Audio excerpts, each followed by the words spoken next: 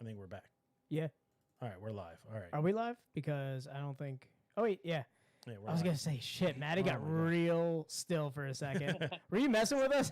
I tend to do that. It's kind of statue. You like statued for a second. I was like, shit, we lost Maddie. He's like, Guys, you're back. I was gonna say this guy is a mastermind if he just messed with us right now because he got me. I don't even know. I'm so lost at like what we're talking about now. I know what we're talking about. Okay. All right. All right. So we're back. We had our patented technical difficulties, which we've gotten kind of good at now, Dan. Yeah, we've gotten pretty good at troubleshooting. We turn things on and off again multiple times. Yep. I guess I've been saving this. I'm going to go back to drinking it now because I can't tell you how much I just wanted to drink this entire thing while this happened. So, Dan, I was saying I came up with the perfect YouTube series for you to do. Oh, okay. And IBU ones.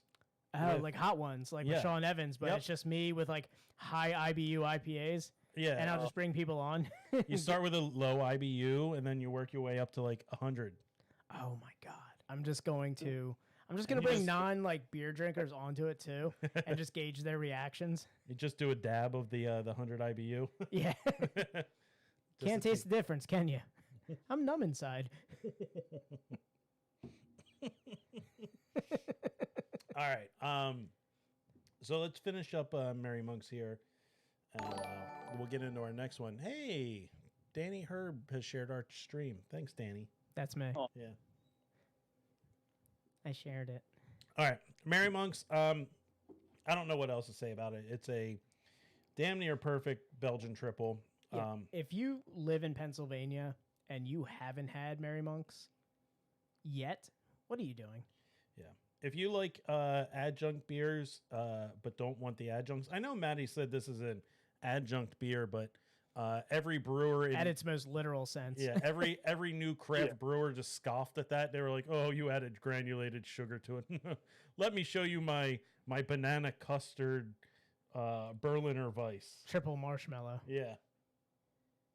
Let my vat of jet fluff tell you about adjunct laden beers. I just got real hungry for jet fluff. Yeah, no, this is it tastes like an adjunct beer with no adjuncts in it. I mean, you don't put any bananas in there, and you get a huge banana flavor. You get the kind of banana flavor that would make some of the breweries in this area blush. There's some serious banana in this. Hey, jealousy. You guys want to measure your banana flavor with me? Yeah, we're kind of an anti-adjunct podcast, Matty. We didn't really pre-discuss that. Not real big into the adjuncts. Bringing it up. I'm sorry. How dare you? No, it's okay. We like to we jest. Yeah. We jest. Yeah, we poke fun. Traditional adjuncts. Right. Yeah, when you said adjunct, I was like, mental note. These aren't adjuncts. These aren't real adjuncts. Well, we'd like to call them noble adjuncts. Yes. Yeah. Yes. I'll call them noble adjuncts. The traditional adjuncts. There you go. Rhinska adjuncts. Yeah, none of these new wave adjuncts. Belgian adjuncts. Yeah, the guitar of adjuncts. This is like the classical guitar of adjunct. Yeah. Which is beautiful. Yeah. The new guys have like they're like the keyboard necktie of adjuncts. They're like the Korg MIDI keyboard of adjuncts. There you go. There you go. Real small keyboard, but just rocking out hard. Very much so. All right, Dan, we're gonna get into another Weyerbacher beer. Now, this is a new one for me. I haven't had this. Yeah, one. no, I've never had this one either. And high ABV, as most of the offerings are. But Tom, before we go into this next beer, what? We will be posting Merry Monks as well as this beer on our Untapped. Follow us Follow us on Untapped at Best Friends Pod. That's Best Friends POD. Hell yeah. That's a nice one to bring in this high ABV beer. That's 2, yep. Yep. All right, so we're gonna be doing Tiny by Weyerbacher. It's listed as an imperial stout, but on the bottle, I believe it's a Belgian imperial stout, which I think that was kind of the deciding factor in my choice. I see a pattern here. Yeah. Yeah. So Yeah. I'll talk about let's talk about the beer, and then I'll talk about my decision process on this beer. So Tiny is a Belgian-inspired imperial stout, weighing in at 11.8% ABV. I started sweating as you read that. You'll find big chocolate and roasted notes balanced with Belgian flavors from the Abbey yeast strain. Oh, stick them in an Abbey yeast strain. This beer is very smooth and lacks the astringency. God, nailed it. You sometimes find in these big imperial stouts. I was really hoping you were going to mispronounce that. Astringency. It's a strain. It's so 11.8% alcohol by volume. Let's jump into this thing. Let's do it. Yeah, Daniel. You want me to count you off? I cracked the last one. Okay. You ready? All right. 1, 2, 3. Oh, look, he got a pop on that. He's got really good acoustics in there. This one's pretty fresh. Not that should have lost anything, but Yeah, I don't know. There's no.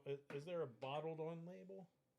So I've never had an imperial stout that was made with a Belgian yeast strain or this Abbey yeast strain before. So tell us about it. Like, what does it do to the flavor profile of a imperial stout? this particular one, it's the same exact strain that we use in the Merry Monks. So it's our house Belgian, with darker roasted malts and malts and grains that have more mouthfeel. It kind of brings a different phenolic profile to the beer. You get a bit more smoke. That banana's still there, but it's subdued. Some people are more sensitive to it than others. Depending on what generation the yeast is in, I might get like a little bit of like a chocolate covered banana, which I'm not mad about. It's like pretty subtle, but I'm sensitive to the banana flavor and aroma profile of that yeast. So yeah, I mean it's subtle and it's smooth, and yeah, you don't get that kind of higher alcohol bite that you might with an American ale strain. Okay. It just kind of rounds it out. It's got this like underlying fruitiness that complements but doesn't overpower. All right, let's do it. Boys, Sancha. Cheers, sir. Cheers.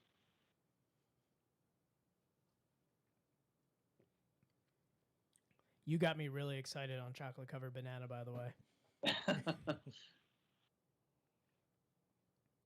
It's been a while since we've had a stouty boy on the podcast. well, even just a solid imperial stout.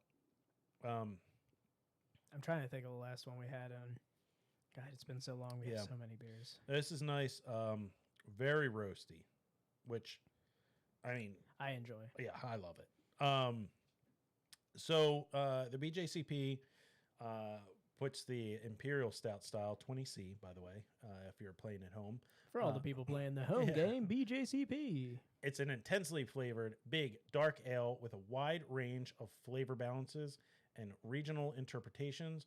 Roasty, burnt malt with deep, dark, or dried fruit flavors, and a warming, bittersweet finish. Despite the intense flavors, the components need to meld together to create a complex, harmonious beer, not a hot mess. I like how the BJCP used the term hot mess. Mm-hmm. Very good. That's the only current thing on the BJCP. This would be one of the only beers we haven't sent to GABF, which we just sent our beers out today to be judged. So we don't have any BJCP tasting notes on it because there isn't a specific Belgian Imperial Stout category. Agreed. Yeah. So we haven't kind of rolled the dice on it yet. We were thinking about it this year, but can you tell us what beers you sent out to GABF? Yeah. We sent Merry Monks, we sent Imperial Pumpkin, and Blithering Idiot. So Monks went into Belgian Triple. Right. Pumpkin went into Pumpkin Spice Beer. And Idiot went into old ale, strong ale, Strong bar ale. wine. Yeah. Those are the only 3 beers I've ever drank from Weyerbacher until literally 2 minutes ago. Cracking open tiny here. Imperial Pumpkin might be. No, wait, no, I have 0. Never mind. Friends checked in, but I went my Untapped at the beginning of the my Untapped. If you look back at like my first check-in beers, it's all ciders and pumpkin beers. I just wish they had like an automated thing that just like Sounds checked my alright. beers in as I drank them because Yeah. I can't keep up. I can't keep up with Untapped anymore. I'm just like, I wish there was like an Apple Watch app that just every time I cracked a beer, it just logged it in like my workouts. And like, hey, I see you have a strong ale. We're just gonna throw this in there. Hope you don't mind. They have like they have a scanner tool, which you should be able to just boom scan it. It pops into your Yeah. feed. I gotta pump There's up my numbers. QR code action popping up on some bottles just to pop that cap quicker. So my I started my Untapped in 2014, and at that time I was heavy into ciders. Loved ciders. I still like a good cider. It's refreshing. I wish I could find one. Woodchuck made a hopped cider. Back when ciders were ciders, real ciders. Yeah. Back when ciders were. They made a hopped cider, and that was one of the beers that have stuck with me. I remember I worked at an Irish pub, and like one time for my shift beer, I got a Magners. And I was like, yeah, not for me. I drank. I kind of discovered ciders when I was in Ireland, and Magners is the big one over there. It's called Bulmers over across the pond. Across the pond. Yeah, but they have taps that serve it on ice. Like it comes out with crushed ice. Hell yeah. Yeah. Like a slushy? Yeah. I do like a Magners. I live in Bethlehem. We've got McCarthy's Red Stag right by us. Great hangover drink is the Snake Bite. It's Magners topped with Guinness. The Guinness actually floats on there. Not really. Well, I do like Guinness, but not really a pear cider guy. They do work. I like a good dry cider. I don't like a Woodchuck or like a what is it? Red's. Yeah. Red's apple. Like I don't like that sweet. I like a nice dry. Yeah. Freak on Farms is a apple orchard by us that does their own ciders, and they do a whole line of different. And I got like the semi-sweet, and it was perfect. I remember when you came back from Ireland all cultured and was into like, dry ciders and, you like, yeah. Yep. You should try these new things. Yeah, They're called the ciders. He had this strange accent. It wasn't quite Irish. It was weird. It was like Irish Delco. But then he was like, hey, maybe we should try this, John. Try this, John. It's called an apple cider. Oh, try this hoagie. And you decided to get a case of cider for when we saw the hip hop group The Roots live in concert. Hell yeah. You thought, hey, what was a good pregame for a hip hop concert? Bro. Some craft cider. Bro. So refreshing. It's so refreshing. Slam a couple of those back. I mean, the headache is going to be intense the next morning. But I tried to keep my bottle inside like the trunk of my car so people wouldn't see it, and I just like took tiny sips. Man, you can't be embarrassed about what you drink. Drink what you drink. I'll make fun of you for like drinking a smoothie sour, but if you're commit to your drink. Back to the stout. Chocolate covered banana is pretty awesome on this. I did decide to quickly drink some water before going this because I wanted to have like my palate, somewhat cleansed after having a Belgian triple, so I could get a little bit more banana. I'm kind of getting more like a I'm not getting so much a banana. I'm getting more like a plum or a fruit prune. ester. Yeah, like fruit. Those fruit esters. Yeah. Yeah, getting a lot of that too. Which it's not enjoyable. Yeah, it's different in this type of vessel, and I like it. Yeah, I mean, like I said, the banana can be perceived differently. I mean, some people are more sensitive to it than others. We do use a decent amount of crystal malt in here, and that the way that Belgian yeast kind of works with the darker malts, you can get like heavy stone fruit, with the caramel malts, and just get that cherry, figgy kind of thing going on too. No, this is nice. It's roasty. I'm getting like a bittersweet chocolate flavor from it. Really enjoyable. Really enjoyable. Very smooth too. Mhm. Yeah, I was gonna say. I guess the one thing that the BJCP like talks about for an imperial stout is everything working harmoniously together, not a hot mess. I think you guys found a way to incorporate like that Belgian style in the imperial stout while keeping it harmonious, which is awesome. And Dan, we did something that we've kind of been slacking on the past couple podcasts. Is we asked our brewer here about glassware. We paired glassware. Yeah, we did. Yeah, We did actually for one time, other than me just going, grab the Pennsylvania glass. Nordics. Yeah, or Nordics. I want the Nordics. Oh, he got the dog. He's got dog cam going. I think our 2 podcasts ago, we had a camera specifically when we were on Warwick. Yeah, we were. We had pup cam. We had a third screen that was just a dog sleeping in a bed. Yep. A dog named Taco. Taco cam. Yeah. So, what was the? So, is this a recipe that you came up with, or is this one that you were working off of from the previous brewer? This is actually our 15th anniversary that turned into a production beer. Okay. So this went through a couple transitions. It was 15, and then it was tiny under the strong. There was a Circus Strongman label that had like the 15. I don't know, I think there's something with the lion and the constellation. There was some sort of connection with the new label. I like the old Strongman label better, but it was our 15th anniversary beer. That kind of like the old weightlifters with the kettlebells, like Yep. They get on like one of those bikes with like the really big wheel and the really tiny wheel. Mm-hmm. Exactly. It's been around for a while. I don't know how long between that anniversary brew and it coming out as tiny, but it's been. It doesn't sell like hotcakes, but like it's on everyone's order. It just like kind of just like trickles out. Like people know it, they want it, they just like savor it all year round. So yeah, it's just one of those beers that like I don't know why it sells in the summer, but it sells in the summer. Really? What? That's odd because I was going to say, it's not stout season. This is. I'd say the same thing, but shit, if it sells, I'm not going to say no. Right. Yeah, exactly. I mean, this is a beer I would introduce. Like if, like I had a friend who was into stouts and never experienced like a Belgian Imperial, I would kind of show this to them. I'm like, you have to check this out because it does have unique flavors that work harmoniously together. Yeah. I'm just waiting for the moment where I mispronounce harmoniously. It's coming. It's a really tough word. I'm really struggling. I a bead of sweat rolled down the side of my head when I was saying it before. But We're gonna start slurring real soon. I mean, you're gonna. My money would be on you going a little more Delco. You're gonna harmoniously. harmoniously. Oh, it's getting real harmonious.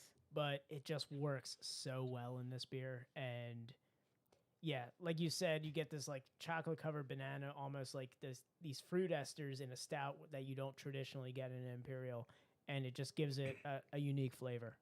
I like this beer a lot. Yeah, super enjoyable. Did you have any tweaks on this one? Any personal tweaks? Yeah, we've kind of worked on the roast profile on that one. We've also we've changed malt suppliers. Like malt probably changes more than, well, at least for us, changes more than some people might think. But you make it work. We have changed suppliers, and it's honestly, I think for the betterment of the beer, we used to use a bit more English forward base malt, and now it's a bit more American, which I think lends itself better to a bunch of our smaller bodied beers like Monks. So we kind of share most the same base malt, but I think it gives like a cleaner impression on this beer rather than like a fuller body where we can make that up with like either adding more wheat or like a dextrin malt or finishing a little bit higher, yet still getting the same ABV. So there's always like gives and takes. I think there's just tweaks always happening regardless, even if you don't want to make them. So yeah, we're always tweaking stuff. That's one of the things I didn't mention earlier was like it has a clean like kind of finish to the taste and everything. With this, it works well with just kind of bringing everything together too. Yeah, doesn't muddy everything up. No, it's it's a nice classic. I would say a classic Belgian Imperial Stout, but I never had a Belgian Imperial Stout. But it's neither is a classic. It is a classic Imperial Stout flavor, that smoky, roasty malt flavor to it. And dried fruit flavors. There you go. Hey, it's starting to hit. It's starting to hit Diffie now.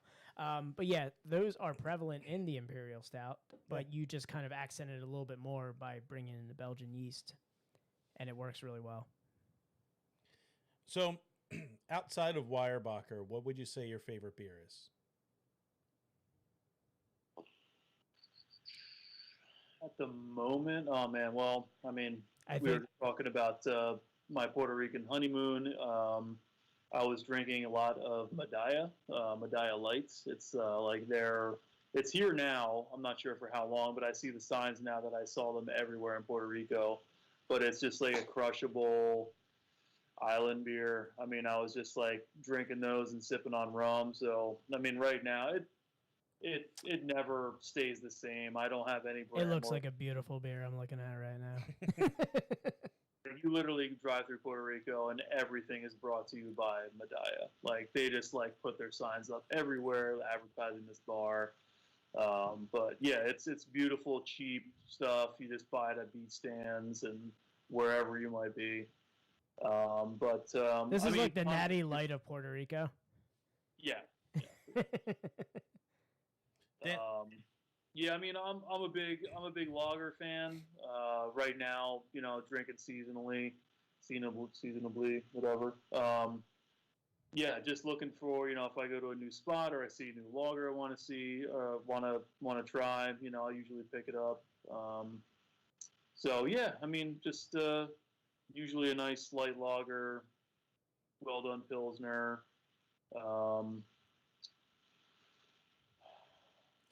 Pinner by Oscar Blues, usually in my fridge.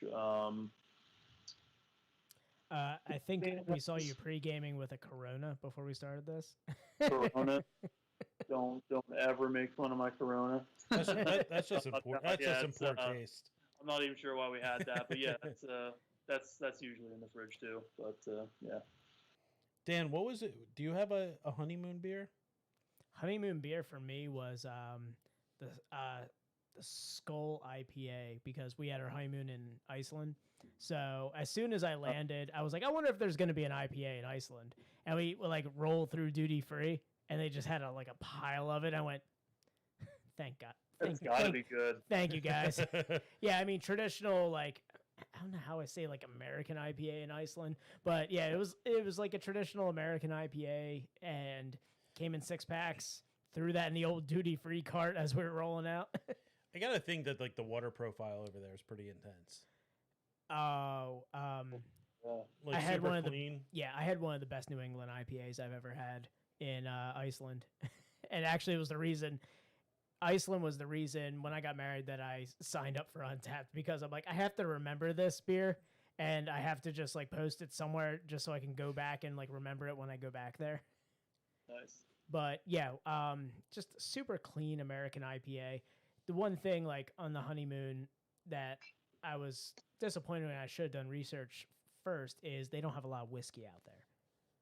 So not a lot of fields in Iceland, not a lot of grain. So they have a ton of vodka. They don't really import a lot either. So they don't import a lot either. Beer wasn't legal until 1987 in Iceland. Huh. So even beer was unheard of, but they had some.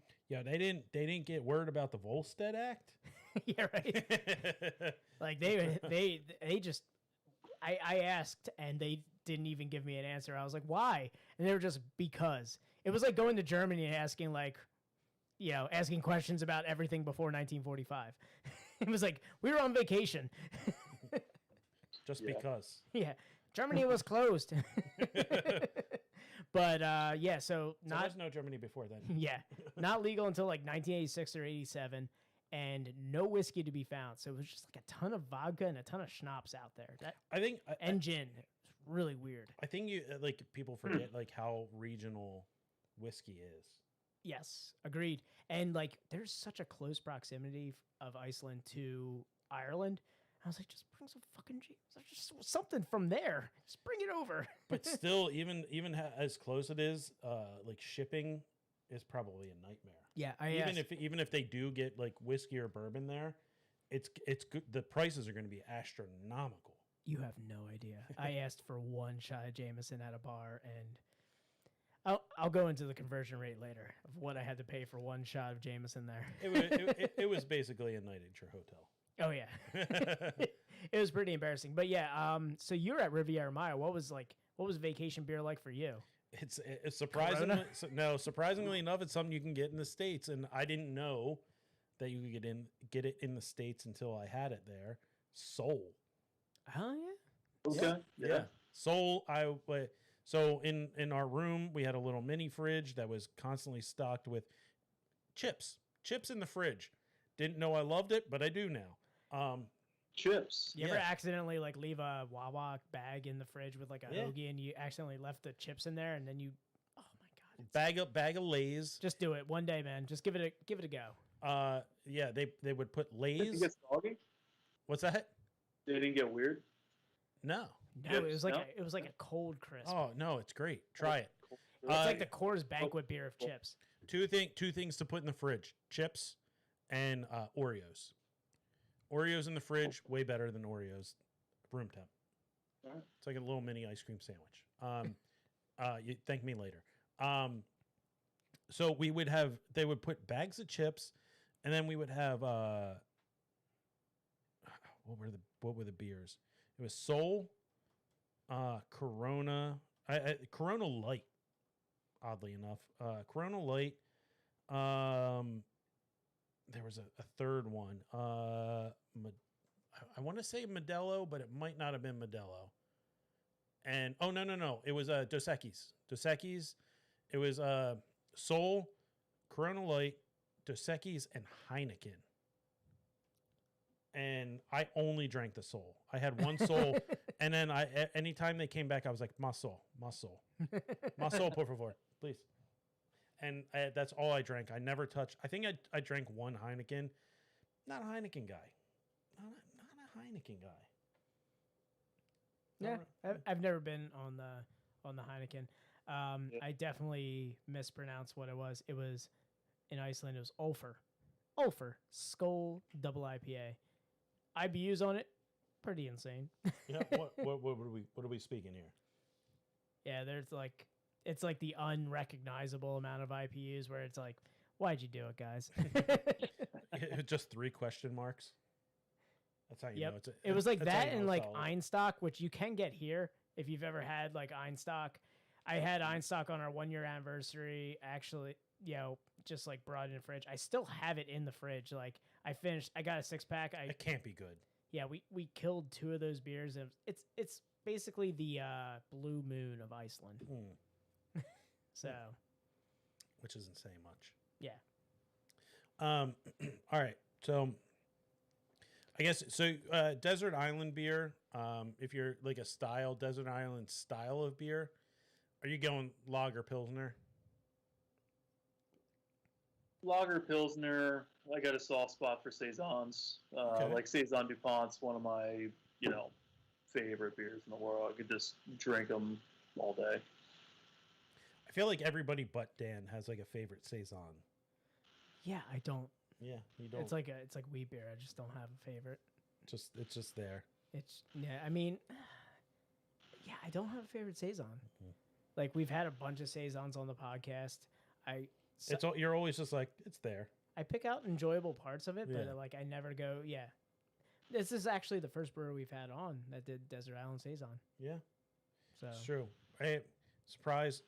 most brewers say Pilsner lager. Yeah, I mean it's the It's the brewer's beer. yeah. We're simple trash humans. It's But we always hear that it takes a little bit more skill, a little bit more technique to get the perfect there's a certain Pilsner and finesse to lager do it.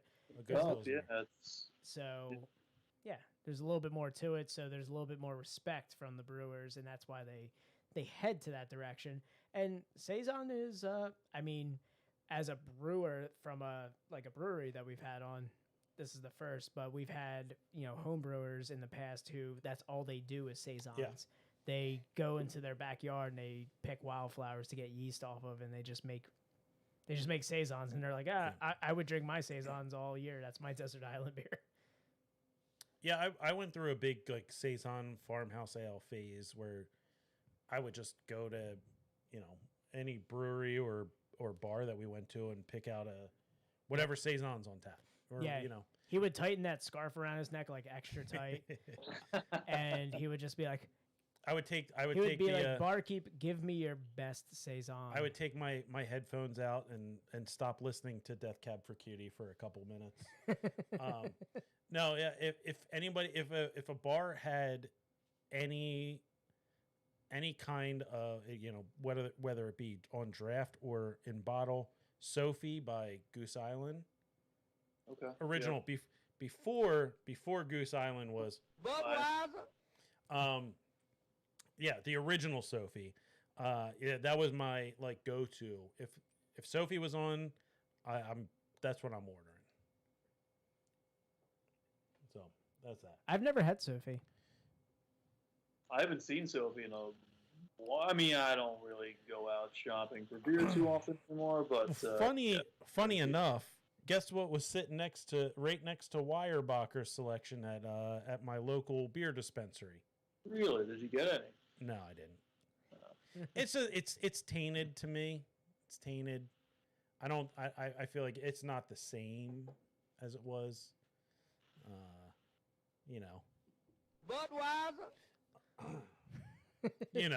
Did they sell out? Yeah. What? Did they sell out? Is that what you're trying to say? They sold out? Well, it's the same thing as does Rolling Rock taste the same? Oh hell no. Yeah.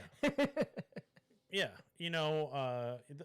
As an old Rolling Rock college drinker, as much as that was the first time I got snobby was when they moved and I had a Rolling Rock. I was like, this isn't Rolling Rock anymore. No, as much as they say oh yeah, no, we're keeping the head brewer and their brewing operations are not going to change. We're just giving them a wider distribution. It's like, no, it's all going to change. They still have to answer to the QA and all that, the quality team, and has to meet their standards, and their standards are probably different than what they were before.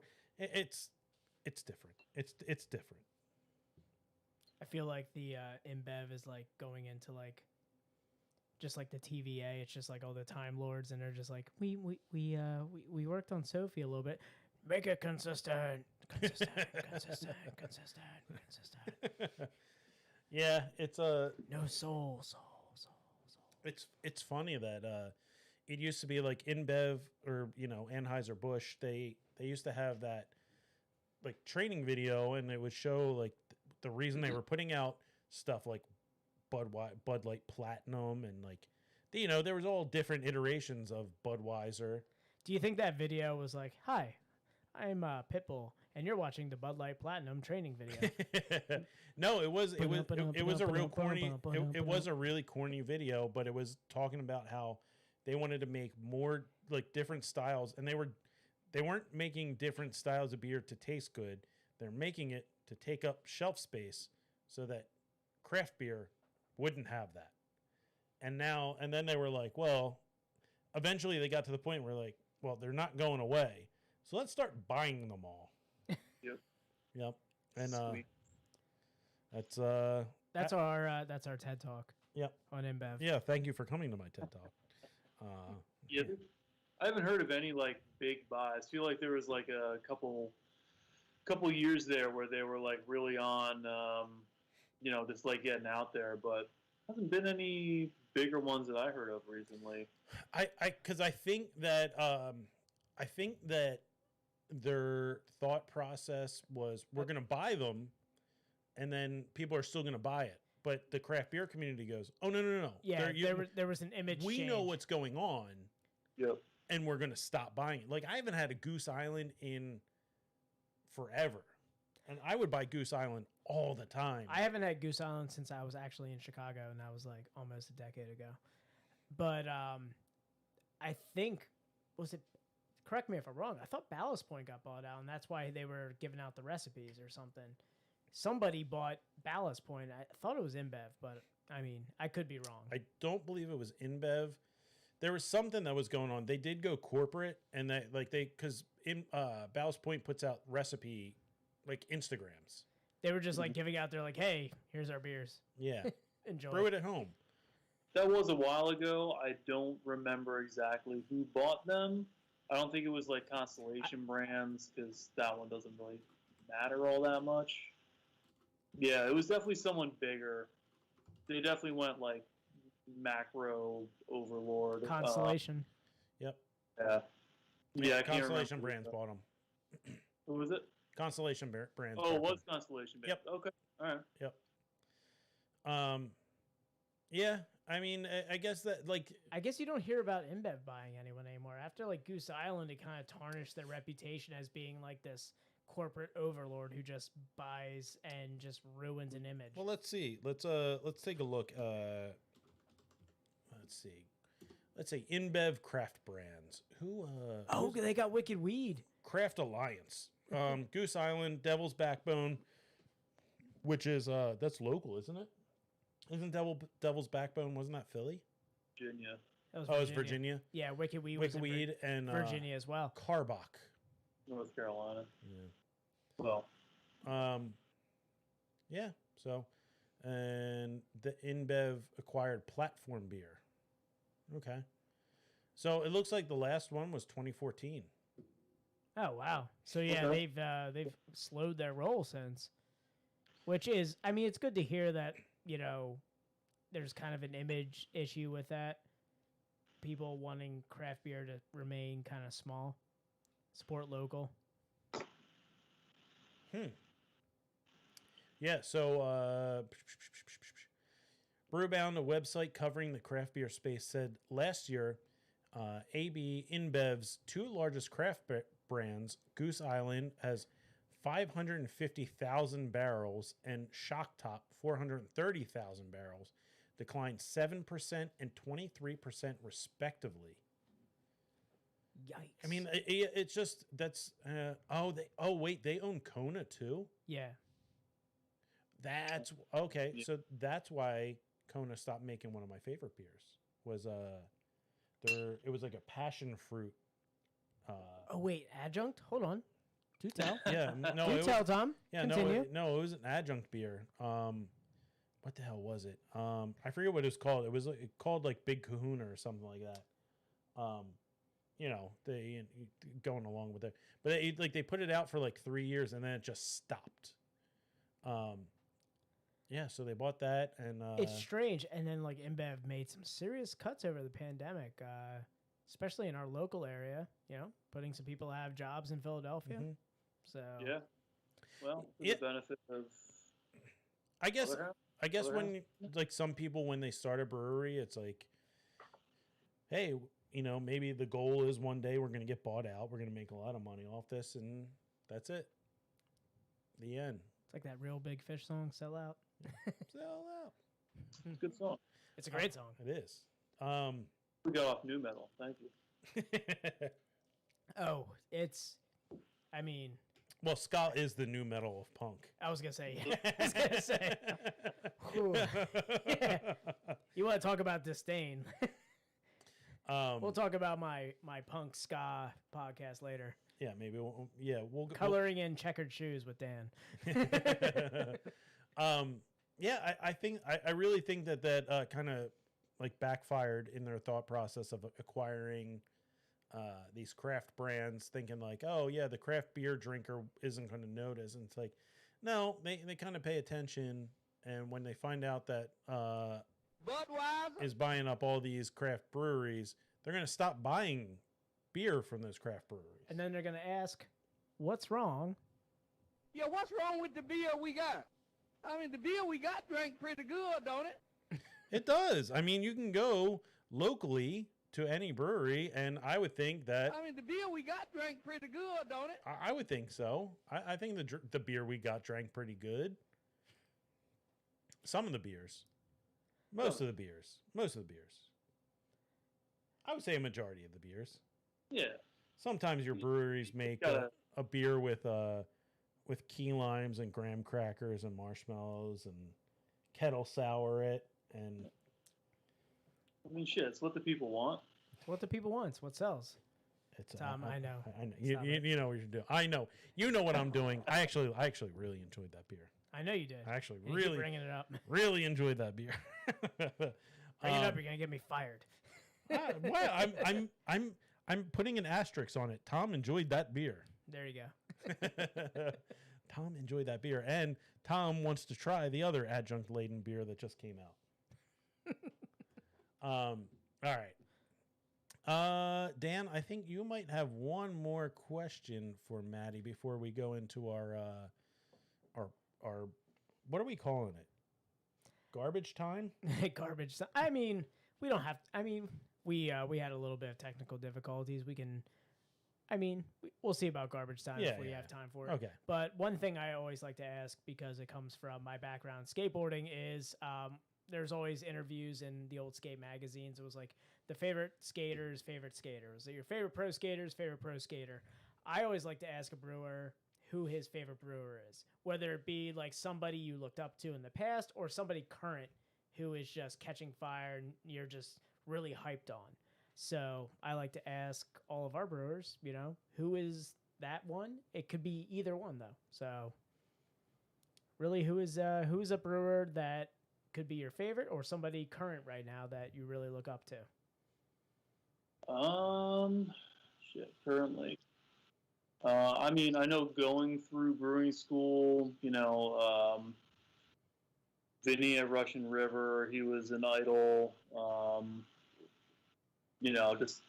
That was just like the time, you were looking for Pliny the Elder and the Younger and all the sours that they were putting out. That was definitely, at least like in the beginning of, me making beer, that was, that was, I don't want to say my motivation, but, I kept a pretty close eye on what they were doing and, where the releases were as they were coming into Philly. And,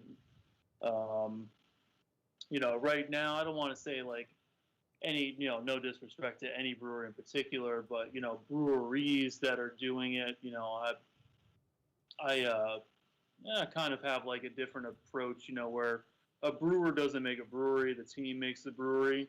It's not just what the brewer's doing, it's the team. Firmly believe that, going, the few years that I put in at Weyerbacher, it's not just what I'm doing, it's what everyone's doing. There's some awesome teams out there. There are some breweries, though, that, I mean, there is no team. There's a brewer and a beer tender, and that's it. That's it. Well, no, you're right. They might be on Buck Road and operations. Yeah.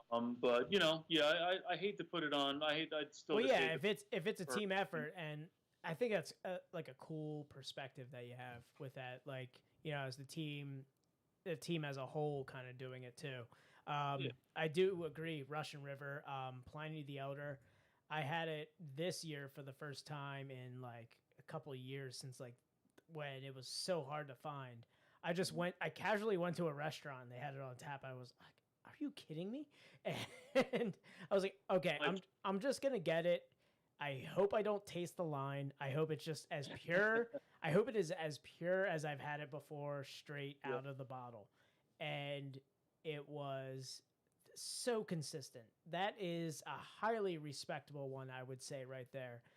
As a first, like you said, as your first thought went right to Russian River, I would say that's a great choice right there. Yep. Yeah, I mean, it was one of the, it's like the Golden Goose, it's stuff you couldn't find, it's stuff you hear about, it's like, oh man, like these guys are doing all this really cool stuff I wish I was doing.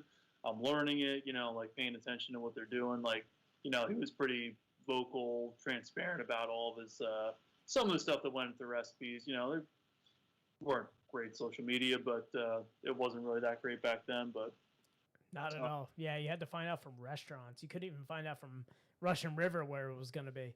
We just happened to be lucky to have a few places in our area that just happened to have it, and they would post it, and that was cool. I casually looked at a beer list at a restaurant I was at 3 weeks ago, and I went, "Holy shit!" I was like, "Pliny's here." I haven't even tried any of the variations. I know they double dry hopped it, and they've done a couple of variations of it, but yeah, Russian River would be just you said that is I agree 100% with that one. Anyone current that you're talking about? My favorite skateboarder was. I'm sorry? I thought you were going to ask me who my favorite skateboarder was. I was like, oh man, like. I mean, if you want to get into my skateboarding podcast after this, we can talk about it. But so you started kind of leaning into like current like teams and stuff like that. Pod Shove It. Oh, come on now. Come on. I like it. Come on. That's a perfect name. Come on now. I mean, I did have a skateboarding and craft beer podcast before we started this. Yeah, you did. It was catching fire for a little bit. I mean, no big deal. It was. But so in I guess in the current climate, is there like a team you were kind of like building up to, like a team that was kind of you were looking at? Yeah, I mean, I guess I didn't have like one in particular in mind. I mean, there's like so many good ones out there that they're doing a lot for, you want to say like small operations, like they're still very small, especially, coming out of, kind of COVID still, like, I think everyone's kind of running a little bit bare bones. Some that kept it pretty slim, but I mean, locally for us, the Bond Brewing team, I mean, they're doing an amazing job. They've got like, they're always growing their portfolio. They're moving into new formats. They've got a new location that they're working on, collabing with everyone for many other breweries. Everyone. It's like awesome people. Collabing with everyone and not responding to our messages. Yeah. Oh, sorry. Sam from Bomb Place, if you are going to listen to this. He's not going to, first of all, Sam's not going to listen to this. Oh, he's never going to listen to this. No, no, not your fault. It's we had a we were this close to having him on the podcast, and he just. I have his. I know. I still have him in my phone. It's so weird. Every time I put in S, we have Sam Bond Place comes up, and I go. Oh, we have Sam. That? Yeah, we have Sam's number, and we had this like running gag of like there was just a string of podcasts that we had, and every guest were like, "Who are you hyped on?" They're like, "Bond Place." It's like. Everyone Desert Island are like, Bomb Place is doing really good things. We're like, God damn it. Sam, answer us, please. Everyone loves Bomb Place. Everybody that we've had on says Bomb Place. And Bomb Place hates us. And Bomb Place does not like us. Oh, Sam's just a particular guy. Particular or peculiar? Maybe both. Yeah. We'll get them on. It's a thin red line, right? Yeah, there, we'll make it happen, and then we'll bathe in Mooey. Oh my god. Yeah. Love Mooey. All right. Well,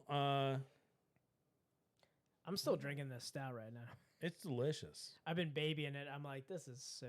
Nice. I threw it back. I threw it back like a whiskey tasting at the end there.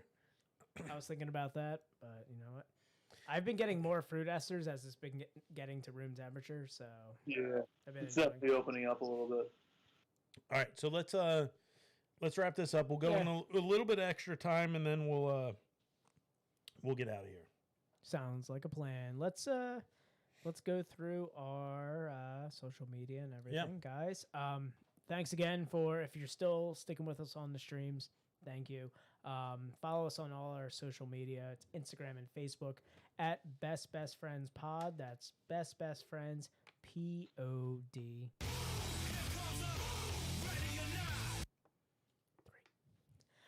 Guys, send us an email. We're tired of just getting emails from bots trying to sell us websites.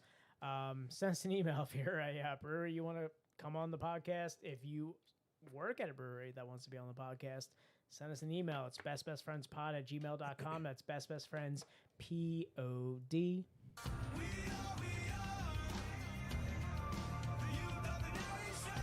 at gmail.com. And and guys, if you're not on stream with us, yeah, I mean, you're losing at life.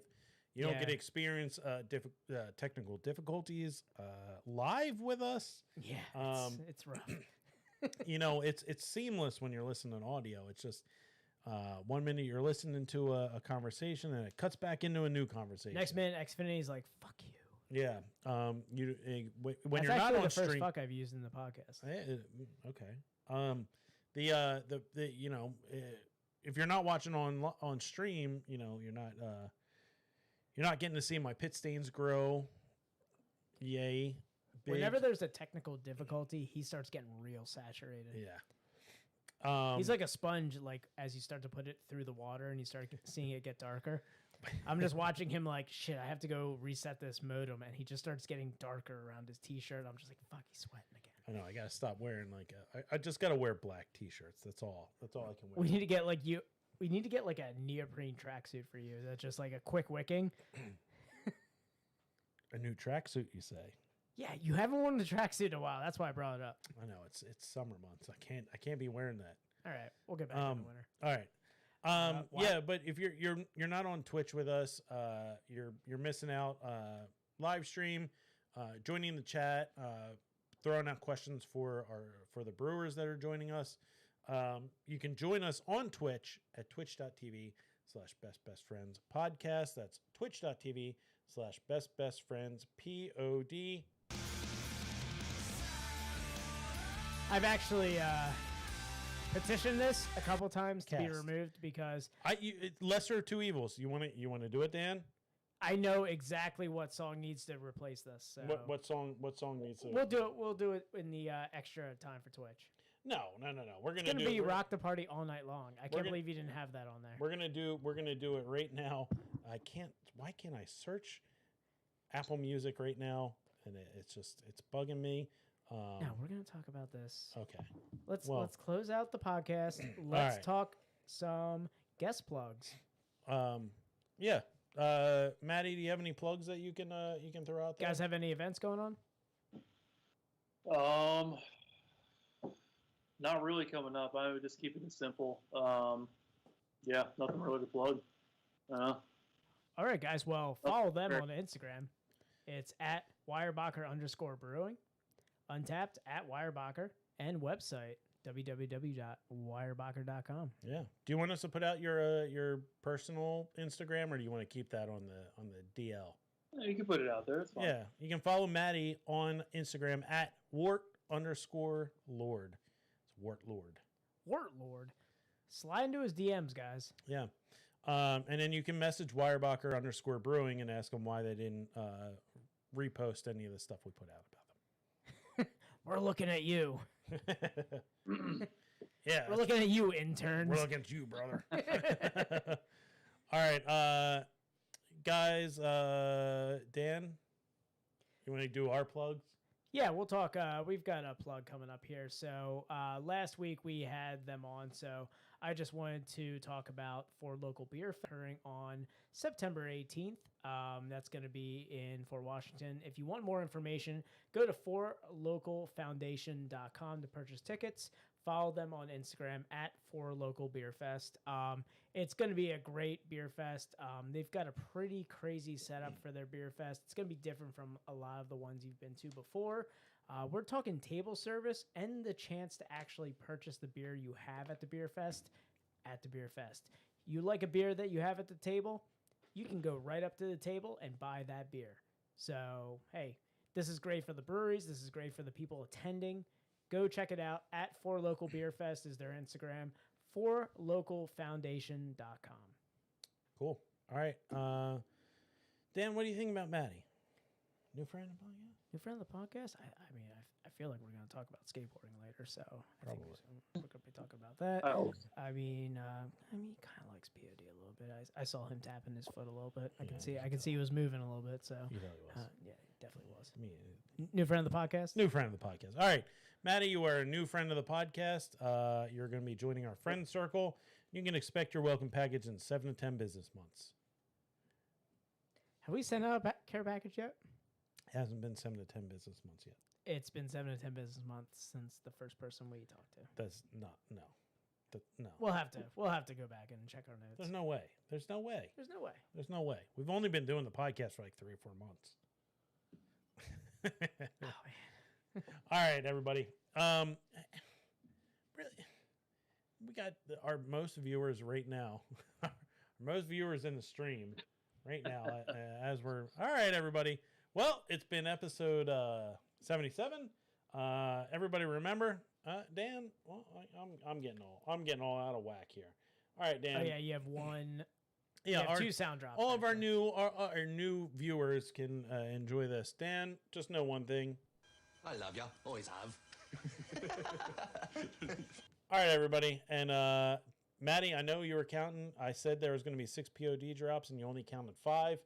Guys, it's not goodbye forever. It's just...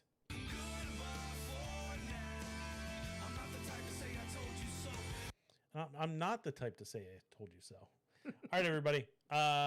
Remember, keep it in the back of your mind. Jeffrey Epstein didn't kill himself. That was Dan. I'm not gonna say it. Do it. Come on. 77 episodes of me telling you this. Who killed Jeffrey Epstein? It was the Clintons. It was the Clinton family. The Clinton family killed Jeffrey Epstein. And always remember that, folks. All right, everybody. It's Best Friends Podcast, episode 77. We out. See you. Love you guys. All right. Matty, stay on. Okay. We do a little bit extra time. All right. For to incentivize our stream viewers. Our stream viewers. Yeah. So Dan has been on this this crusade, as it were, to he doesn't like. I hate the song "Satellite" by POD. It's the worst song. I'm just not a fan of ballads. If it's a band and they have a ballad, it's just. I told Dan. Worst. Now, I gave Dan the choice. I told him, I'm willing to change the song. But there's only one song I'm going to change it to. And it's Satellite by Dave Matthews Band. No. Satellite. It's not even POD, though. It's not POD, though. It's so bad. I can look at his face right now. I know he is just not liking this. You hit like both my spots. wait, what was that? You hit both my nose spots right Yeah, there. exactly. Oh, come on. I feel like if we rock the party, if we do Rock the Party by POD. I told you it's either Satellite by POD or it's Satellite by Dave Matthews Band. Satellite in your hers. I mean, speaking of Goose Island, Dave Matthews Band took a healthy dump right in the Chicago River. Oh, yeah. Yes, they did. Yep, right off the bridge. Yeah, exactly. I mean, dude, it's just not a good song. I'm not. Stop. It's got my name in it. Peeping Tom on a mother station. Windows cold. It's so bad. All right, I'll stop. I love Dave Matthews. I'm gonna make you chug a habanero IPA again if you're gonna keep playing that. Right, so Matty, no on Dave Matthews. Gonna be a no. All right, well, See, Sorry. I told you, man. you know, Dave Matthews is one of those. It's one of those divisive issues. It's either hell yeah or it's hell no. I mean, as a drummer, I'll give mad respect to Carter Buford, but that band sucks, man. I'm sorry. You're wrong. You're wrong, but you're welcome to your own opinion. If you're not gonna play "Rock the Party" from POD, it's such a better song. Or just go to POD's first album. I have no idea what the actual song is called. It's something. It's something, and then "Rock the Party's" in the. Yeah, it's like It's in the comma. But if you play the chorus of it, it's just such a rocking song, man. It is like classic new metal because it's all rap rock. And it's so classic that I guess they lost the licensing rights to the music video because it's no longer on the internet anymore. Wait, what is the song? Oh, Rock the Party, Off the Hook. Yeah. It's off the Greatest Hits album. They have a Greatest Hits album. Dude, DJ right there?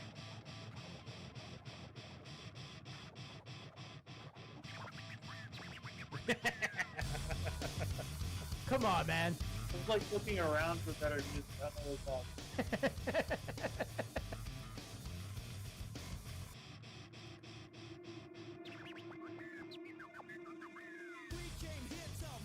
Yeah, come on, man. I can't believe you didn't put this on there. We'll talk about this later. But So, DJs, rap rock, dreadlocks. Dreadlocks. I mean, the band is just, it's craft beer. It's sweating in- new metal. It's the hazy IPA of craft beer right there. I mean, If you walk into a brewery that just sells exclusively craft beer, that song should just start playing in your head as the montage. do you know that POD did the entrance music for Rey Mysterio, Yeah. the wrestler? Yeah, I know. Yeah. That was Attitude Era. Yeah. Booyaka. Booyaka 619. Yeah. It's representing the 619. It's the craft beer mecca. Yeah. That was at the end of it was like at the end of Attitude Era when Rey Mysterio just started coming out of nowhere. How much more can we talk about to lose Matty? I know. We've talked about Dave Matthews. We've talked about POD. We've talked about wrestling. Like wrestling, just like early WWF. Just we're on like a different era of the same. Like I like metal, just not new metal. Oh, okay. All right. I mean, I Like like wrestling, just not new wrestling. Gotcha. Okay. I mean, I can nerd out about it all. I would say Rey Mysterio is at the tail end of like wrestling. Rey Mysterio was at the tail end of Attitude Era. Yeah. So he started coming in when like the Attitude Era started losing steam, and they're like, "Fuck, we got put some randos in there." Here's a mask guy, and he's gonna do a bunch of flips, and y'all gonna like it. And he's gonna get teabagged by what's his name? The Samoan dude with the Rikishi. yeah, Rikishi. Yeah, he was gonna stick his giant ass. Him I remember. Yeah. Yeah, the stink face. Oh. That was his finishing move. Oh my God. They had the Attitude Era had Rikishi, who had his finishing move was the stink face, so he would rub his ass in the opponent's face in the turnbuckles. But they also had Gold Dust, who had the I forget what his finishing move was called, but it was where he would spread his opponent's legs across the turnbuckle, and then he would move back and wind up and just really wallop them in the nuts.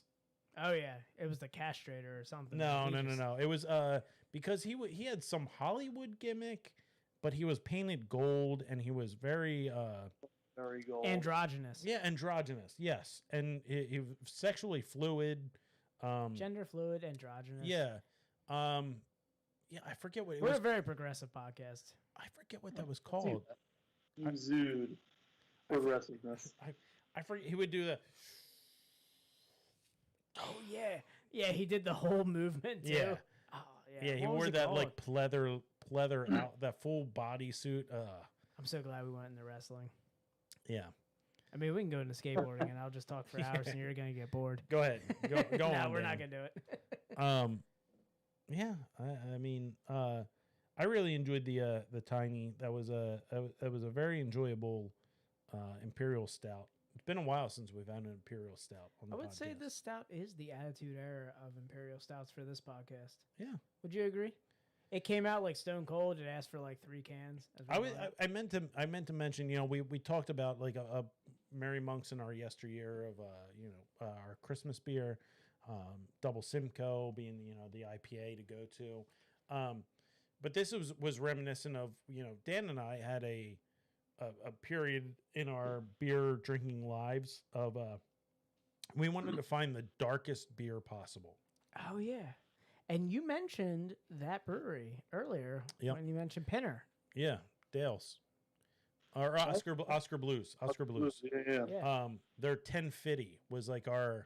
Yeah. That was like our mecca of dark beers. We're like, Yeah. it was like looking into the void. Oh yeah. It's Motor like oil. staring into motor oil just being poured into a glass. And Tiny was very similar. It's super dark. Super dark. A little bit lighter in Yeah. mouthfeel, I would say, than Dale's 1050. It's been a long time since I've had 1050. Because you guys really held to like Dale's was really thick and dark, but you guys had it was still dark, but like lighter in mouthfeel, I would say, because you said you went with the like the more like American grain kind of build versus like the English. Yeah. Well, I mean, I think that they have like an American Imperial Stout where they're like they might have like a cleaner, like less fruit forward. So like Yeah. they have like something that roast will really stand out, and you don't have that kind of fruit underbody that Tiny might have. Yeah, yeah, the fruit definitely kind of Yeah. takes the roast to another level right there and kind of dismisses the roast. I would say not in a bad way, but like just kind of takes it to a different level right there. I mean, when I've made a few other stouts, not quite so high ABV, but American stouts, Imperials that are roast forward, but not bitter, not acrid, not that like high coffee kind of like where you're just like like scraping it off your tongue or drying in the mouth. Yeah. We did actually some metal beers, metal collaborations with Decibel over at the Decibel Magazine?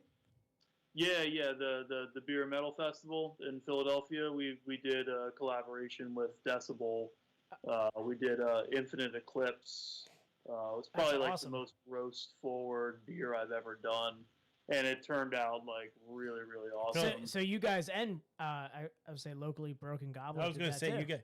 you guys should do a collaboration with Broken Goblet. Bring the metal together. Yeah, because Yeah. they are very metal forward. We should do a super group. Do you play an instrument, Matty? I used to be a front man for some like screw around bands like back in the day, but So we not have the really. front man right Yeah. there. I don't know, because Mike from Broken Goblet. He's a drummer. Oh, I thought he was a front man. No, he's a drummer. So you have two drummers. So him and I are gonna have to drum off to see who's gonna play drums for the metal project, Okay. and then we're gonna figure out getting Matty, and we're just gonna do a craft beer super group. I think this is something that needs to happen because as a musician, I've been talking to different people in craft beer who are influenced by metal. You have Attic Brewing. The husband, Todd, Yeah. he is just obsessed with metal. We had a brief, like 30-minute conversation about my favorite metal band, which is Sepultura. And, him and I like talked about that for a little while. Mike, we talked about metal for a bit. Mike is we would like to think of ourselves as the number one POD fan, but we Mike pale, is pale in we comparison. pale to in Mike. comparison. Mike from Broken Goblet is the number one POD fan ever. And I have the photo to prove it. Yes. And if anyone wants to doubt me, I'll send the photo to him. He wore their shirt, the POD shirt, at one of their anniversary shows. I totally did not Photoshop his T-shirt to put Not POD at all. on it. Not I at all. totally did not do that. But he is the number one. They I just did mean- a Broken Goblet. We just had their they did a collaboration with the band Half. I don't know if you're familiar with them. Yeah. They did a collaboration beer that we drank last week. Habanero West Coast IPA. It was a habanero West Coast IPA. It was super metal. Not enjoyable. Well, I mean, but Yeah. hey, I'm thinking we get Little the. butthole burner. I feel like we get the man of war of like craft beer together as the brothers of metal, just like unite. And we get a collaboration project. Can I? I've got recording studios waiting for this, so let's do it. Can I be that? Can I be the clown that hits a? You can be the keg clown. Yes. Can I be the clown that hits a keg? You could be the keg clown. Yes. Yes, we have a keg clown. Tom on keg clown. We're gonna be the Slipknot of craft brew. Wart knot. Yeah, wart knot. All right, guys, I have the name. I'm reaching out. We're going to get people involved. Look, This is going to be a ton of fun. You have the name and the drumming skills. I have the ability to have as little shame as possible to be the keg clown. Matty has the gauges that are indicative of metal. We're going to get him a frontman mask. It's just going to be like, it's going to be the Corey Taylor Slipknot mask with just Kensinger labels all over it. He's going to be the Natty Bow. We need to get him in like a Natty Bow mask. Yeah.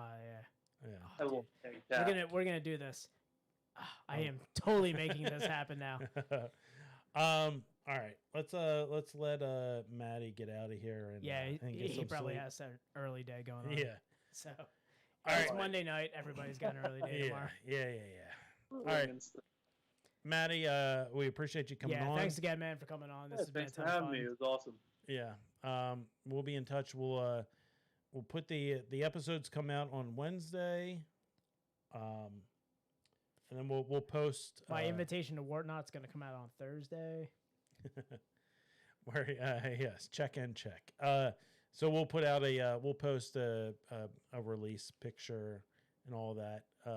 You can pass that along to your social team. I'll remind them. Right. They exist. They do. All right. Yeah. Other than that, thank you very much for coming on with thanks us. a lot, man. Yeah, we appreciate it. No, it was awesome. Thank you guys. And yeah, man, have a good night. Yeah, good night, man. Have a good night, dude. All right.